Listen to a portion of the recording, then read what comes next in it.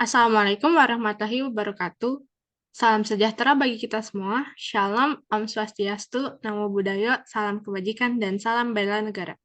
Yang terhormat Ibu Ati Zaidah Eskom MTI selaku dosen pengampu pada mata kuliah Teori Struktur Basis Data, serta Ibu Nur Hafifah Matandang Eskom MM MTI selaku dosen pengampu pada mata kuliah Praktikum Struktur Basis Data. Kami dari kelompok 4 akan mempresentasikan hasil dari proyek UAS yang berjudul Operasional Database pada aplikasi HelpMe. Sebelumnya, izinkan kami memperkenalkan diri terlebih dahulu. Nama saya Mahdia Febna Zahra dengan NIM akhir 152. Nama saya Lisa Febrianti dengan NIM akhir 149. Nama saya Muhammad Faren Warik dengan NIM akhir 153. Nama saya Olga Sylvia dengan NIM akhir 158. Nama saya Davi Putra Ananda dengan NIM akhir 166. Selanjutnya, saya akan membacakan proses bisnis dari aplikasi HelpMe ini. Pemeran utama dalam Helpmate adalah kreator atau penggalang dana. Helpmate berperan sebagai penghubung dan masyarakat sebagai donatur. Kreator mendaftar dan mengajukan proposal proyek kepada Helpmate. Kemudian proposal diseleksi untuk ditentukan apakah layak didanai atau tidak. Jika proposal diterima, proyek akan ditampilkan dan diiklankan di portal web. Penggalang dana dapat berlangsung selama 30-90 hari. Pengelola dan kreator berusaha untuk mempromosikan penggalang dana melalui media sosial dan kepada donatur. Donatur juga dapat berpartisipasi dengan mengikuti langkah-langkah donasi yang akan diatur oleh HelpMe. Kemudian dana akan dikirim melalui transfer bank atau uang elektronik ke rekening HelpMate sendiri. Jika target sudah tercapai, dana akan dicairkan ke rekening kreator. Jika tidak tercapai, maka dana akan dikembalikan kepada donatur dan akan dialihkan ke proyek lain yang berada di HelpMe. Selanjutnya masuk ke pembahasan. Di sini yang pertama ada pembuatan ERD. Jadi ERD itu adalah Entity Relationship Diagram, yaitu hubungan entitas, sebuah diagram yang digunakan untuk perancangan suatu database dan menunjukkan relasi atau hubungan antar objek atau entitas berserta atribut-atributnya secara detail. Nah, di sini ada tahapannya. Yang pertama itu kita mengidentifikasi, menetapkan himpunan entitasnya. Jadi entitas itu merupakan objek yang mewakili suatu yang nyata dan dapat dibedakan dari suatu yang lain. Di sini yaitu entitasnya ada donatur, kegiatan donasi, OJK, zakat, kemanusiaan, kegiatan sosial, penggalang dana, dan penerima donasi. Lalu tahap kedua yaitu menentukan primary key dari masing-masing entitas. Primary key itu merupakan suatu aturan di mana fungsinya adalah untuk membedakan antara baris satu dengan baris lainnya. Di sini primary key dari donatur yaitu ID donatur, kegiatan donasi yaitu ID kegiatan donasi, OJK yaitu ID petugas, penggalang dana yaitu NIK penggalang dana, penerima donasi yaitu NIK penerima donasi. Selanjutnya tahap ketiga yaitu menentukan himpunan relasi antar entitas. Relasi adalah hubungan antara suatu himpunan dengan himpunan entitas lain yang lainnya. Di sini donatur memiliki donasi dengan kegiatan donasi, yaitu nama relasinya adalah donasi. Lalu selanjutnya kegiatan donasi memiliki relasi dengan OJK yang nama relasinya adalah awasi. Lalu kegiatan donasi juga memiliki relasi dengan penggalang dana, yaitu dikumpulkan. Lalu penggalang dana memiliki relasi dengan penerima donasi, nama relasinya itu menyalurkan. Lalu selanjutnya menentukan kardinalitas relasi. Kardinalitas adalah menjelaskan batasan pada jumlah entitas yang berhubungan melalui sebuah relasi yang ada. Di sini ada one to one, terus one to many, dan many to many. Di sini donatur memiliki relasi sama kegiatan donasi itu adalah many to many. Kegiatan donasi dengan OJK itu many to one. Kegiatan donasi dengan penggalang dana itu many to many. Terus penggalang dana dengan penerima donasi itu many to one. Tahap kelima yaitu menentukan foreign key berdasarkan kardinalitas. Pertama itu ada di relasi donasi. Nama foreign key-nya itu ada ID donatur sama ID kegiatan donasi. Lalu selanjutnya di entitas zakat itu ada ID kegiatan donasi, di kemanusiaan dan kegiatan sosial itu ada ID kegiatan donasi juga. Terakhir, yaitu melengkapi himpunan entitas dan himpunan relasi dengan atribut deskriptif. Jadi itu adalah atribut sini ciri-ciri atau karakter yang membedakan antara entitas yang satu dengan yang lainnya. Selanjutnya ada EIR atau Enhanced Entity Relationship. Ini model konseptualnya kira-kira sama seperti ERD, cuman dia ada beberapa notasi yang berbeda dari ERD. Yang pertama itu misalnya kita ada entitas OJK. OJK ini akan mengawasi seluruh kegiatan donasi. Nah, donatur ini nanti akan mendonasikan ke kegiatan donasi. Kegiatan donasi ini nanti dibagi menjadi 3, menjadi kegiatan sosial, galang dana kemanusiaan, dan zakat. Ketiga kegiatan donasi ini nanti akan dikumpulkan oleh penggalang dana, lalu disalurkan oleh penerima donasi. Kegiatan donasi ini juga diselenggarakan oleh penggalang dana. Lalu berikutnya ada pembuatan database. Karena aplikasi yang kami buat adalah HelpMate, maka kami membuat database dengan nama HelpMate. Lalu berikutnya kami membuat tabel dengan nama tabel donatur yang berisikan ID donatur, password, nama donatur, tanggal lahir, dan email. Lalu berikutnya kami membuat tabel donatur ini memasukkan beberapa data ke dalamnya. Lalu berikutnya kami membuat tabel kegiatan donasi yang berisikan ID kegiatan donasi, deskripsi kegiatan, target dana, tanggal kegiatan, galeri kegiatan, jumlah donatur, dan total dana. Lalu berikutnya kami memasukkan data ke dalam database seperti tampilan berikut. Lalu yang berikutnya kami membuat tabel donasi, di mana tabel ini berisikan ID donatur, ID kegiatan donasi, invoice, tanggal bayar, dan jumlah bayar donasi. Lalu kami masukkan data ke dalam database seperti tampilan berikut. Lalu yang berikutnya kami membuat tabel OJK, di mana tabel OJK ini terdiri dari ID karyawan dan nama petugas. Lalu kami melakukan insert data ke dalam database seperti tampilan berikut. Selanjutnya kami membuat tabel kegiatan sosial yang berisikan ID kegiatan donasi, nama kegiatan sosial, dan jenis kegiatan sosial, di mana jenis kegiatan sosial ini ada non-medis dan medis. Lalu berikutnya kami membuat tabel galang dana kemanusiaan. Nah, di tabel galang dana kemanusiaan ini terdapat ID kegiatan donasi, nama galang dana, terus jenis galang dana. Di mana jenis galang dana ini terdapat 2, yaitu medis dan non-medis. Lalu kami memasukkan data ke dalam database tersebut. Oke, lalu berikutnya membuat tabel zakat. Di tabel zakat ini terdapat ID kegiatan donasi, nama zakat, dan jenis zakat. Jenis zakat ini terdapat 2, yaitu mal dan fitrah. Lalu kami melakukan pengisian data pada tabel zakat. Lalu yang berikutnya kami membuat tabel penggalang dana, di mana penggalang dana ini terdiri dari NIK penggalang dana, nama penggalang dana, nomor telepon, tanggal bergabung, dan media sosial. Media sosial di sini kami membuat Instagram, Twitter, dan Facebook. Lalu kami melakukan pengisian tabel penggalang dana. Berikutnya kami membuat tabel penerima donasi, di mana penerima donasi ini, tabel penerima donasi ini terdiri dari NIK penerima donasi, nama penerima, nomor telepon, alamat, nomor rekening penerima. Berikut tampilan database yang telah dibuat. Baik, selanjutnya implementasi transaksi pada database. Transaction Control Language atau TCL yaitu perintah untuk mengendalikan suatu perubahan yang terjadi pada data di database. TCL diperlukan ketika data yang dimodifikasi pada suatu tabel, baik itu ditambah, dihapus, maupun diubah, dapat dibatalkan seketika jika terjadi kesalahan-kesalahan yang membuat harus mengulang sangat jauh. Misal di sini kita menselect satu tabel yaitu penerima donasi, dan bagaimana cara memulai transaksinya yaitu menggunakan query start transaction. Lalu kita coba update beberapa data yang di dalam penerima donasi. Jika kita coba sudah merubah data tersebut, bisa dilihat select penerima donasinya. Lalu kita save menggunakan query save point A, data yang diubah tersebut.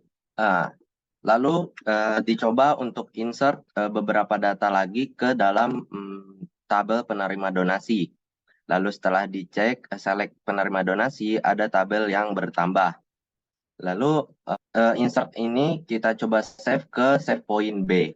Lalu insert penerima donasi lagi, saat dicek select penerima donasi ada data yang bertambah lagi. Dan untuk menghapus atau bisa dibilang mengundo, mengembalikan data ke sebelumnya, data update dan data insert yang tadi di insert itu ingin dihapus, tinggal menggunakan query rollback to B. Jadi yang sebelumnya ada insert data yang diinsert itu akan hilang jika kita menggunakan query rollback. Dan rollback to A juga sama seperti rollback to B untuk menghapus data update dan insert yang sebelumnya ditambahkan akan hilang jika kita menggunakan query rollback. Lalu query commit untuk menghentikan transaksi atau menghentikan TCL. Selanjutnya ada implementasi table locking pada database. Yang pertama ada read lock, merupakan penguncian tabel yang menjadikan tabel tersebut hanya dapat dilakukan manipulasi proses read saja yang diterapkan pada semua session termasuk sessionnya sendiri. Misal di sini kita menggunakan select dari tabel donasi, lalu kita coba lock tables donasi tersebut menjadi read. Lalu jika kita ingin menginsert data ke dalam donasi, nanti akan muncul error 1099 di mana tabel donasi itu sudah di lock menjadi read, hanya bisa dibaca saja, tidak bisa diedit. Lalu cara membukanya menggunakan query unlock tables untuk membuka donasi tersebut dan bisa diedit kembali. Lalu yang kedua ada write, merupakan penguncian table yang menjadikan tabel tersebut hanya dapat dilakukan manipulasi proses read, insert, update, delete, truncate pada sessionnya sendiri. Misal tadi menggunakan tabel donasi, select donasi, dan kita coba lock tables donasi menjadi write. Lalu jika kita menginsert data ke dalam tabel donasi tersebut, saat dicek data akan bertambah. Beda dengan read hanya bisa membaca, tidak bisa ditambahkan apapun. Untuk write bisa. Untuk membukanya sama seperti tadi menggunakan query unlock tables. Selanjutnya implementasi fungsional sistem pada database. Yang pertama ada view. View dalam SQL adalah sebuah objek database virtual yang muncul sebagai tabel biasa, tetapi sebenarnya terdiri dari hasil query SQL yang telah ditentukan sebelumnya. View memungkinkan pengguna untuk memperoleh informasi dari beberapa tabel atau query yang kompleks tanpa perlu menulis query yang rumit setiap kali ingin mendapatkan informasi tersebut. Dalam hal ini, view dapat dianggap sebagai tabel virtual atau tampilan yang menunjukkan subset data dari satu atau lebih tabel dalam database. Misal di sini kita membuat create view lab kegiatan donasi. Lalu kita men-select beberapa kolom-kolom, nama kolom yang terdapat di dalam database donatur dan donasi. Lalu nanti saat ditampilkan select lab kegiatan donasi, sama seperti tabel-tabel data-data yang ada di dalam tabel donasi dan donatur yang sudah ditentukan kolomnya. Lalu yang kedua, create view lab kegiatan sosial, sama saja seperti yang atas. Di sini di create view lab kegiatan sosial untuk menampilkan kolom-kolom dan tabel-tabel dari tabel kegiatan donasi dan kegiatan sosial, dan diambil beberapa nama-nama kolom dari tabel kegiatan donasi dan kegiatan sosial. Nanti tampilannya seperti berikut, select lab kegiatan sosial.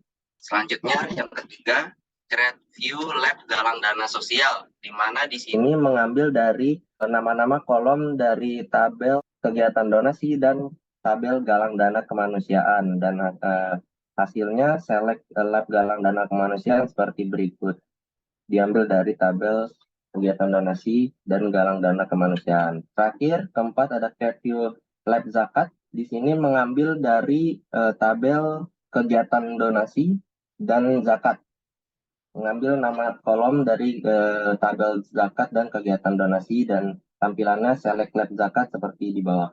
Lalu yang kedua, selanjutnya ada trigger. Trigger dalam SQL adalah sebuah objek database yang terdiri dari kode yang dijalankan secara otomatis oleh sistem database setelah terjadi suatu peristiwa tertentu di dalam database. seperti operasi penghapusan, perubahan, atau penambahan data pada tabel. Trigger dapat digunakan untuk melakukan berbagai tindakan otomatis pada data dalam database, seperti memperbarui nilai kolom, atau memeriksa integritas data setelah operasi insert, update, dan delete pada tabel. Yang pertama, create trigger insert donatur. Yang pertama itu menggunakan query delimiter $. Apa sih penggunaan delimiter $? Ini itu digunakan untuk menggantikan karakter delimiter default yang digunakan untuk memisahkan pernyataan SQL. Jadi delimiter ini menjadi karakter khusus memungkinkan untuk menulis pernyataan SQL yang lebih kompleks. Misal di sini create trigger after insert new donatur. After insert ini digunakan untuk menginsert beberapa data dari donatur ke trigger yang sudah dibuat, ke trigger after insert new donatur menggunakan SQL kompleks di bawah di gambar tersebut. Lalu selanjutnya sebelum itu kita harus membuat dulu tabel baru yang bernama new donatur yang berisikan ID donatur, password, nama donatur, tanggal lahir, dan email. Setelah sudah membuat tabel baru, kita coba insert data ke dalam tabel new donatur tersebut. Lalu setelah memasukkan data ke new donatur, kita coba select donatur, ada data yang berkurang dan dipindahkan ke new donatur. Selanjutnya yang kedua, membuat create trigger delete zakat menggunakan query delimiter $. Selanjutnya create trigger bernama delete zakat after delete on kegiatan donasi. Ini digunakan query tersebut digunakan untuk mendelete beberapa data dari kegiatan donasi. Misal di sini mendelete dari zakat, yaitu nama zakatnya misal mari membayar zakat. Jadi saat men-select zakat, membayar zakat hilang. Yang ketiga, create trigger update donatur. Di sini pertama kita membuat tabel baru yang bernama change PW dengan berisikan ID PW, ID donatur, password, dan si password. Lalu mulai membuat trigger yang bernama update PW yang dimana digunakan untuk mengupdate data donatur ke dalam update PW. Lalu kita coba update donatur si password tersebut ke dalam, nantinya akan dimasukkan ke dalam trigger change update PW. Nah, saat dicek di select donatur akan pindah ke change PW. Selanjutnya subquery. Subquery dalam SQL juga dikenal sebagai subquery bersarang. Adalah sebuah query select yang terdapat di dalam query select, insert, update, atau delete lainnya. Subquery biasanya digunakan untuk membatasi hasil dari query utama dengan memberikan kondisi tambahan pada subquery tersebut. Misal contoh yang pertama ini select from kegiatan donasi, where ID kegiatan donasi in, select ID kegiatan donasi from zakat. Seperti yang dibilang penjelasan di atas, ada query select di dalam query select. Contoh kedua juga sama, ada query select di dalam query select menggunakan query in. Lalu yang ketiga menggunakan query sama dengan. Oke, selanjutnya implementasi stored procedure pada database. Stored procedure adalah kumpulan perintah SQL yang telah didefinisikan, diberi nama, dan disimpan di dalam database untuk digunakan kembali secara berulang. Stored procedure memungkinkan pengguna database untuk menjalankan serangkaian perintah kompleks dengan menggunakan satu perintah panggilan. Yang pertama, kita coba create procedure get detail donasi. Di sini menggunakan query create procedure get detail donasi dari select tabel kegiatan donasi. Saat kita meng-call get detail donasi, nanti hasil datanya akan sama seperti data di dalam tabel kegiatan donasi. Yang kedua, alter prosedur menambahkan komen. Query ini alter prosedur get detail donasi, komen it display all records untuk menampilkan komen it display all records. Yang ketiga ada show create prosedur get detail donasi. Di sini menampilkan informasi dari tabel prosedur get detail donasi seperti ini menggunakan database UTF-8MB4 General C. Yang keempat, show prosedur. Di sini untuk menampilkan informasi apa aja yang dijadikan menjadi stored procedure. Misal di sini kan get detail donasi yang dijadikan menjadi stored procedure. Lalu kelima, prosedur cash menggunakan tabel kegiatan donasi untuk memeriksa total donasi apakah sudah mencapai target donasi atau belum. Ya, untuk query-nya create prosedur cek donasi status. Lalu di dalamnya ada ID donasi dan status donasi. Lalu begin declare target donasi, declare total donasi yang diambil dari kolom kegiatan donasi. Lalu di situ ada query-query SQL kompleks di dalamnya seperti if dan else. Itu digunakan untuk memeriksa total donasi sudah mencapai target atau belum. Misal kalau total donasi kurang dari target donasi akan keluar dan dana donasi belum tercapai. Tapi jika total donasi lebih dari target donasi, donasi sudah tercapai. Dan N. Lalu keenam, menampilkan case stored procedure cek donasi status. Ini menampilkan stored procedure yang sudah dibuat di atas, cek donasi status menggunakan select kegiatan donasinya. Lalu untuk melihat stored procedure-nya menggunakan call. Call cek donasi status, NIM-nya yang ingin dicek, dan add status donasi. Add status donasi ini diambil dari eh, eh, data yang ada di dalam cek donasi status dan keluarlah kalau NIM tersebut dana donasi belum tercapai. Lalu yang ketujuh, prosedur loop menjumlahkan jumlah bayar pada tabel donatur. Di sini meng-create prosedur total donasi donatur, di dalamnya ada total donasi donatur dan mendeklar jumlah donasi, mendeklar donasi, yang di dalamnya menselect jumlah bayar donasi dari tabel donasi. Lalu declare continue untuk handler dan true. Lalu selanjutnya di sini set total donasi donatur sama dengan 0. Lalu di bawah ini selanjutnya itu ya untuk mengecek SQL kompleks yang digunakan untuk mengecek jumlah bayar yang dibayarkan oleh data-data di dalam donasi. Misalnya yang ke-8 nih untuk memanggil prosedur loop yang sudah dibuat di atas dari select donasi. Untuk menampilkannya sama seperti di atas itu call menggunakan query call total donasi donatur add total donasi donatur dan hasilnya nanti seperti berikut. Ini jumlah bayar donasi sudah dijumlahkan semua dan hasilnya seperti tersebut. Yang ke-9 ada error handling pada tabel donatur. Untuk mengecek error handling ini kita coba cek dulu tipe data apa saja dan field-field apa saja yang digunakan di DEX donatur menggunakan query DEX. Lalu create prosedur insert donatur yang di dalamnya ada in ID donatur, in password, in nama donatur, in tanggal lahir, in email. Lalu mendeklar exit untuk error 1062. Lalu di dalamnya ada SQL kompleks untuk mengecek error handling. Lalu untuk melihat memanggil error handling sama menggunakan query call. Query call insert donatur datanya sebagai berikut untuk menambahkan data terus yang hasilnya sukses. Tapi yang bawa hasilnya error. Kenapa? Karena data yang diinsert sudah ada sebelumnya, sudah diinsert jadi hasilnya error. Select donatur, maka data akan menambah. 11 drop prosedur get detail menggunakan query drop prosedur untuk menghapus get detail donasi. Lalu implementasi stored function pada database. Stored function adalah objek database yang berisi serangkaian perintah SQL atau logika pemrograman untuk melakukan tugas tertentu dan mengembalikan nilai sebagai hasilnya. Fungsi ini dapat digunakan dalam pernyataan SQL atau dalam konteks ekspresi. Untuk melihat function menggunakan query show function where database-nya.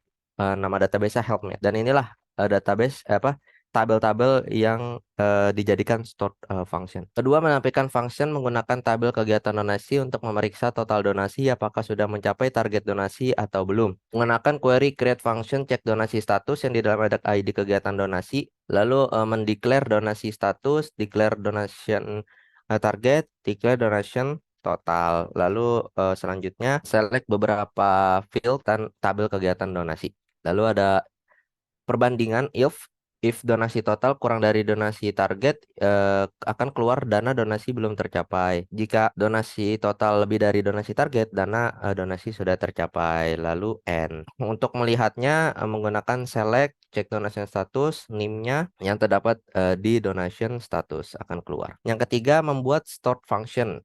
Yang ini untuk contoh selanjutnya ya. Contoh lainnya ada create function donate.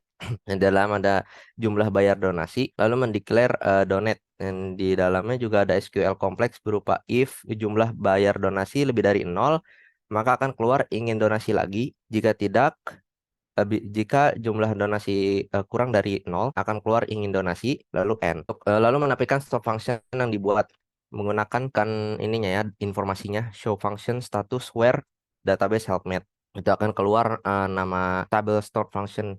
Lalu yang kelima, memanggil store function di dalam SQL state menggunakan select, lalu select apa yang mau ditampilkan, kolom apa yang mau ditampilkan dari donasi, akan keluar seperti berikut.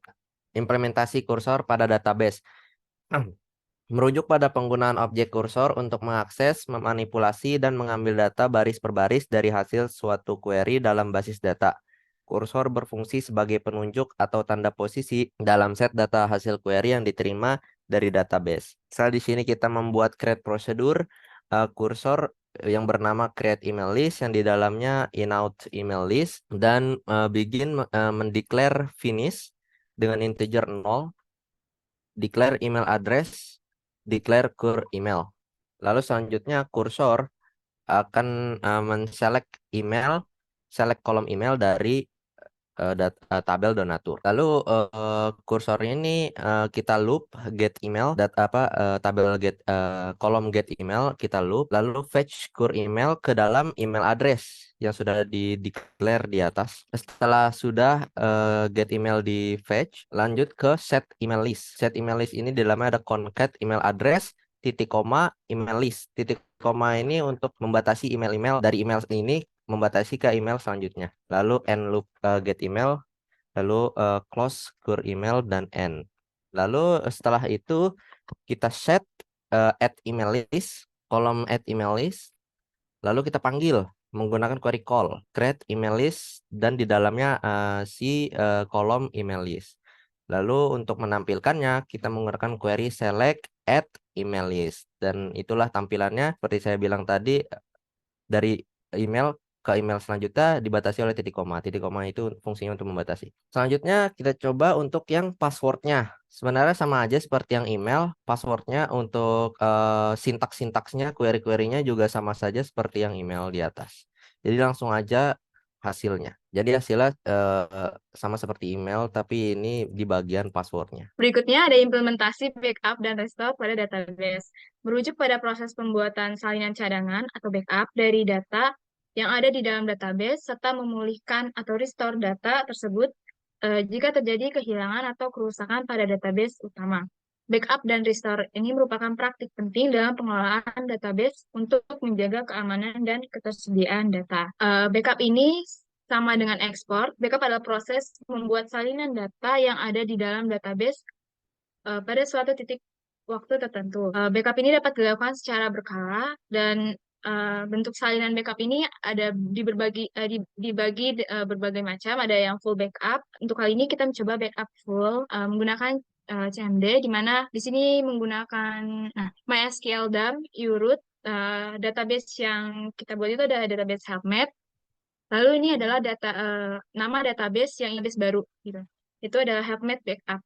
Ketika di sini filenya terdapat di bin HelpMate backup. Ketika dibuka, ini terdapat database yang sebelumnya telah dibuat. Lalu ada restore.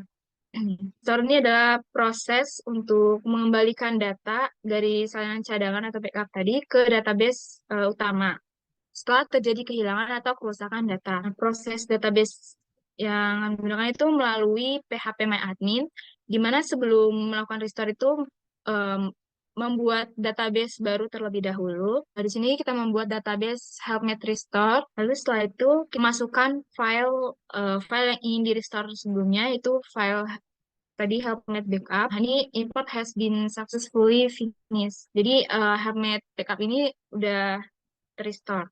Berikutnya ada laporan dari tabel, query, dan format laporan. Pada implementasi tabel ini, kita memakai jenis tipe file CSV. CSV merupakan comma separate version atau format data di mana setiap record dipisahkan dengan koma atau titik koma. Format ini dapat dibuka dengan Notepad, Word, atau Excel. Nah, ini dibuka dengan Excel. Lalu berikutnya ini adalah tampilan perintah query yang sebelumnya dipakai dengan aplikasi MySQL Yoke. Nah, ini kita memasukkan query atau perintah untuk menampilkan tabel-tabel, lalu dieksekusi. Query ini akan muncul dengan tampilan HTML. Berikut adalah query dari perintah yang telah dibuat. Lalu berikutnya yang terakhir ada format file tipe XML. XML merupakan singkatan dari Extensible Markup Language. Ini sama seperti sebelumnya, hanya saja format file ini bertipe tampilan XML seperti berikut. Jadi kesimpulannya, proses bisnis adalah suatu kumpulan aktivitas atau pekerjaan terstruktur yang saling terkait untuk menyelesaikan suatu masalah tertentu atau yang menghasilkan produk atau layanan demi meraih tujuan tertentu, yaitu nilai atau value. Untuk memudahkan para pelaku bisnis dan meminimalisir kesalahpahaman dalam komunikasi, maka proses bisnis perlu dibuatkan visualisasinya, salah dengan ERD, Entity Relationship Diagram, dan EER atau Enhanced Entity Relationship. Hasil analisis yang dilakukan telah menghasilkan sebuah rancangan base data yang dapat digunakan sebagai rujukan dalam membangun rancangan base data melalui pendekatan ERD dan EER. Baik, demikian isi presentasi dari kami. Semoga apa yang disampaikan dapat bermanfaat bagi kita semua. Mohon maaf bila ada kekurangan, karena kesempurnaan hanyalah milik Tuhan Yang Maha Esa. Wassalamualaikum warahmatullahi wabarakatuh. Sampai ketemu lagi.